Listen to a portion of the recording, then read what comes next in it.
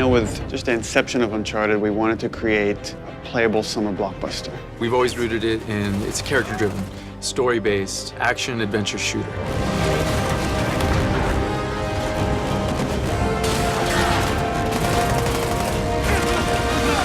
Underneath all of that, there's meaningful story moments, there's lovable characters. It's been a while. Too long, boyo. The heart is Nathan Drake and the cast of characters that surround him. This was somebody who was vulnerable. I remember the first time that we did a punching thing, and I said, hey, what if I hit him and it hurt?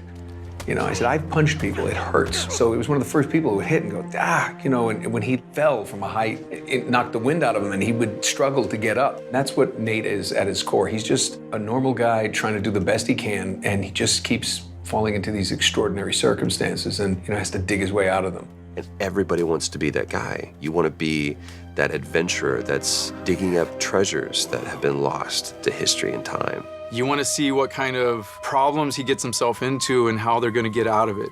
And you get to be part of that adventure, like, how am I going to get them out of that? With Uncharted 1, you know, that was our first game on the PlayStation 3.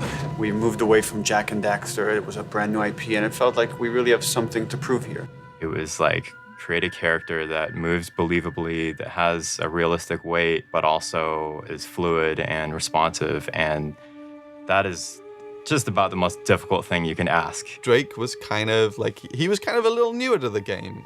He was still figuring himself out, and so was the studio in lots of ways. We were still trying to figure out what Uncharted was. The cutting edge part of Uncharted was the process by which they decided to capture the content. And a lot of it was trial and error and trying to figure it out and trying to gain experience of doing that. All the games that I'd done before were all you go into a booth by yourself and you do the lines one by one. And I thought that's what it was going to be. And Gordon Hunt, who was the director, came over, and I'd known him for a while, and he said, this is what we're going to do. You're going to start out here, and you're going to go, and whoa, Gordon, what are you talking about, moving around here? This is a game, right? And he said, yeah, it's motion capture. And I went, motion what?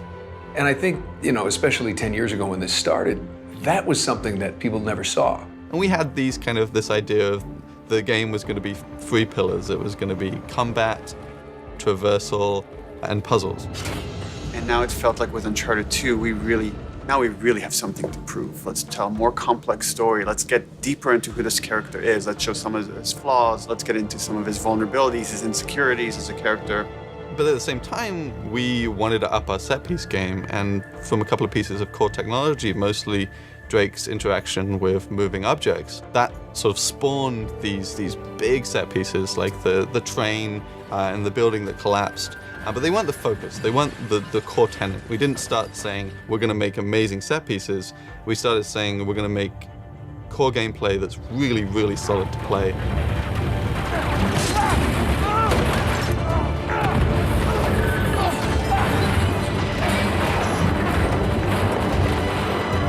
By the time we got to 3, it was like, okay, how do we take all of that and go bigger?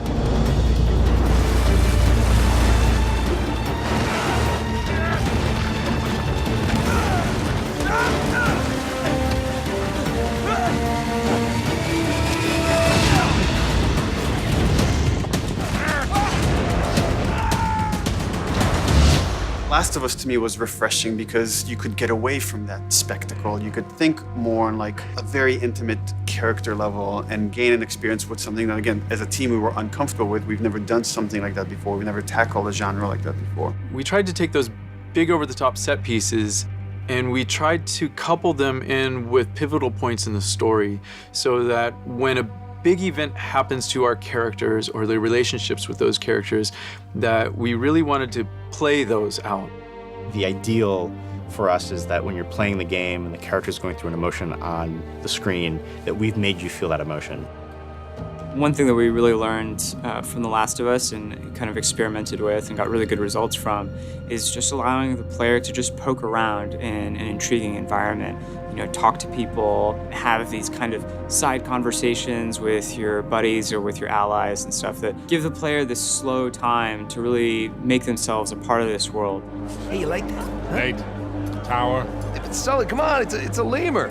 Come on, come say hi. Something that we really felt like we learned a lot on The Last of Us is the relationship between Joel and Ellie, and how it's not just Joel doing everything, but Ellie is a big part of it as well. And it feels so satisfying when she helps him out at the last minute, right when you need it. It really resonated with us, and we really want to incorporate that type of feeling as well with the characters that you travel the story with. We want them to be there with you and helping you, and you guys working together as a team. After making The Last of Us, I think that influenced a lot in making a more personal story with Uncharted. But at the same time, you know, we love Uncharted. This is still the Uncharted that you've always loved. It's just there's more layers to it now.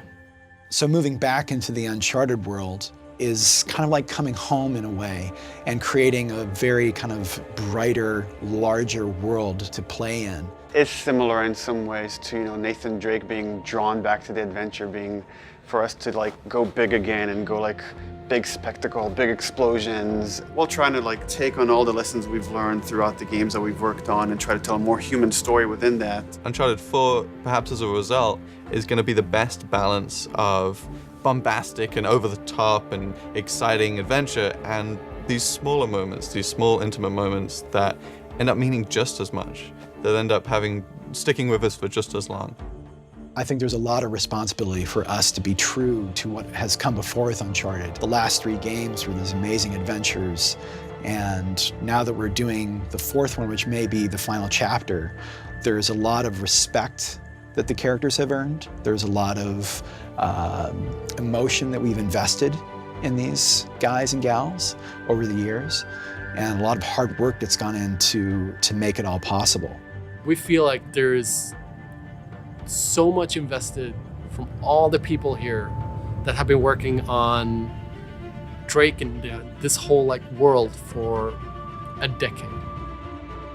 We want to do ourselves the service of actually tying this together.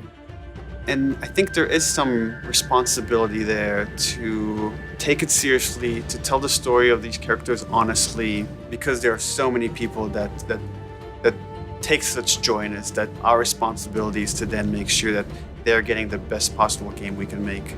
And that's constantly as a team, you're seeing how every department pushes the other one, and we strive for nothing less than perfection. Even though we'll never achieve it, we're constantly shooting for that.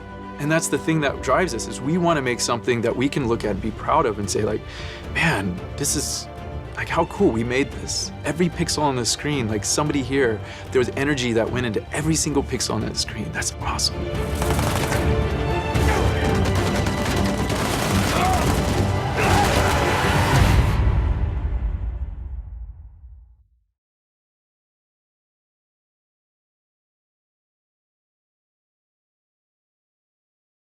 Pre-order the PS4 bundle. PlayStation